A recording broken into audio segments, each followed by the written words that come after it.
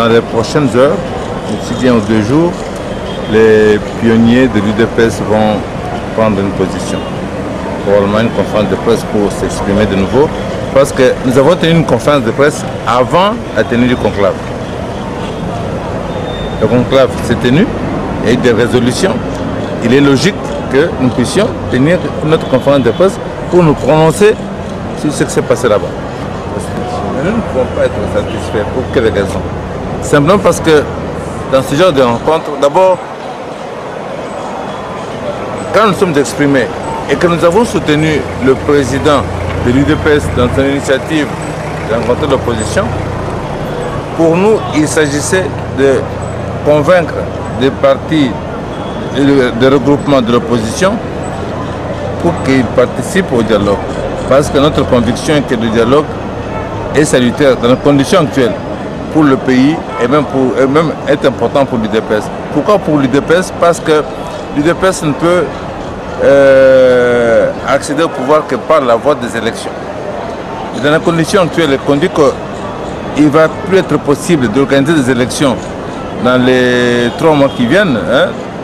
Il faut nécessairement trouver un compromis politique pour voir qu'est-ce que nous allons faire et comment nous allons organiser ces élections dans de meilleures conditions à la satisfaction de tous.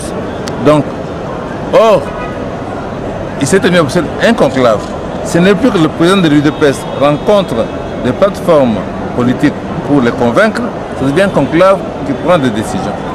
Maintenant, nous découvrons qu'en fait, c'est plus grave que cela, puisque en fait, il s'agit d'une initiative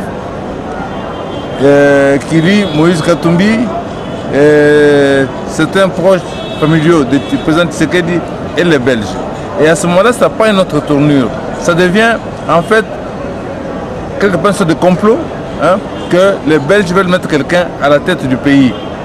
Et pour cela, il ne faut pas qu'il y ait le dialogue.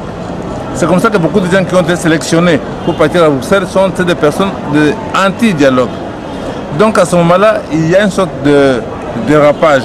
Parce que si les Belges, ceux qui sont derrière eux, installent quelqu'un à la tête du pays, il est clair que cette personne-là aura des comptes à rendre aux Belges et pas au peuple congolais. Et ce n'est pas intéressant ni pour le Congo, ni pour le peuple congolais, ni pour l'UDPS. Et la majorité dit que... C'est un coup d'État censé avoir lieu. Bien l'a raté, n'a pas raté. Donc, ce qui se passe en fait, c'est une stratégie montée pour installer quelqu'un d'autre à la tête du pays.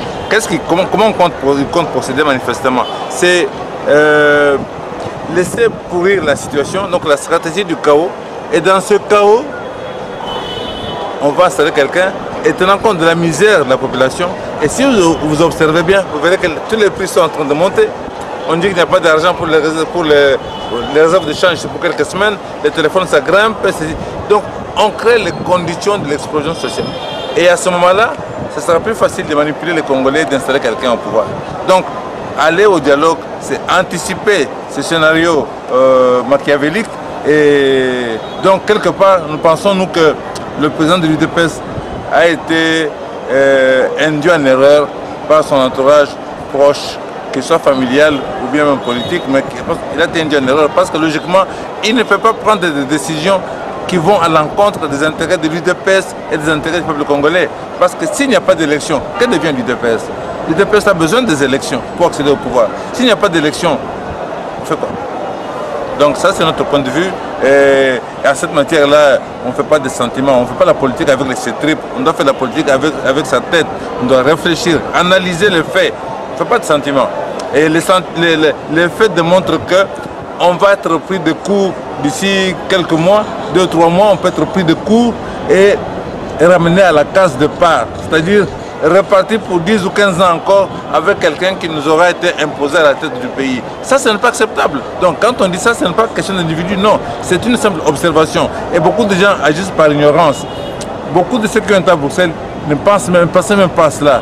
On veut seulement remplacer Kabila. Mais notre objectif, le combat politique ne consiste pas à remplacer Kabila. Le combat politique doit consister à voir comment changer les conditions de vie des Congolais. C'est ça notre combat, particulièrement nous de l'UDPS et particulièrement nous les pionniers. C'est moi qui vous remercie.